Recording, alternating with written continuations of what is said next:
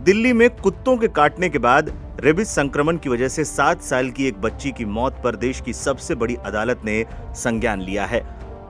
उच्चतम न्यायालय ने कुत्तों के काटने से रेबीज होने की घटनाओं के बारे में मीडिया में आई एक खबर पर सोमवार को स्वतः संज्ञान लिया।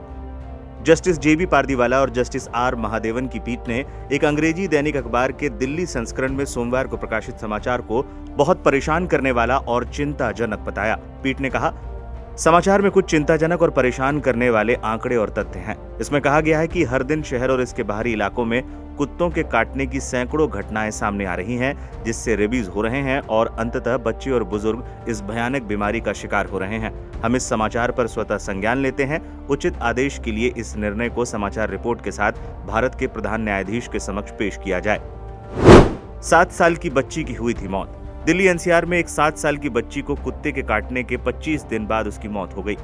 कुत्ते ने बच्ची के हाथ, पैर और 4 जगहों पर काटा था। इस घटना के तुरंत बाद ही पीड़ित परिवार घायल बच्ची को रोहिणी के अंबेडकर अस्पताल लेकर पहुंचे थे, जहां इलाज के बाद एंटी रेबीज इंजेक्शन भी लगवाया गया। एंटी रेबीज का तीसरा इंजेक्शन लगवाने से पहले बच्ची को तेज बुखार और पानी तक निगलना मुश्किल हो गया।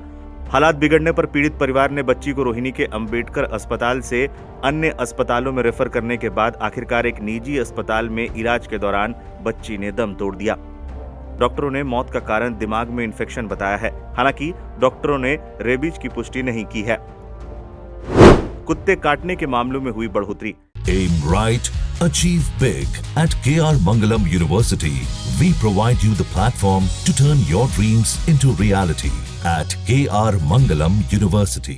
इससे पहले अलीपुर इलाके में भी बीते बुधवार को आंगनबाड़ी से पढ़ाई कर लौट रहे 4 साल के बच्चे पर कुत्तों के झुंड ने हमला कर दिया था। इस दौरान बच्चे के होंठ, गाल और आंखों के पास 4 जगहों पर काट लिया था। हाल के दिनों में देश के कई हिस्सों में कुत्तों के बच्चों और बुजुर्ग पर हमले के कई वीडियोज सामने आ चुके हैं। अब जिस तरह से मामले पर सुप्रीम कोर्ट ने स्वतः संज्ञान लिया है, देखना है आने वाले दिनों में सरकार इस पर क्या कुछ एक्शन लेती है। एक दिन मेरी बेटी आके कहती, पापा एक गाड़ी के ऊपर डॉग बैठा है, इसको हटाओ। 2-3 बारी उसने भी हटाए, पर वो उठ के टस से मस नहीं हुआ। मैं फिर उसके बाद डंडा लेने गया, तब जा करके वो चला गया। कितने के डॉग्स हैं आपके? यहाँ पे जी 25-30 डॉग हैं, और वो रात को रोते भी हैं और भौंकते भी हैं। और हम सीनियर सिटीजन हैं, यानी कि हमारी एक बारी नींद खुल जाए तो दोबारा नींद नहीं आती। 3113 में रहते हैं मिस्टर ठुकराल। तो वो बाजार से आ रहे थे, तो कुत्ते ने घेरा डाल के, काला कुत्ता है वो, उसको इनबैलेंस करके गिर दिया और उसके बाद जो उसके गुट्ठे में चोट लग गई।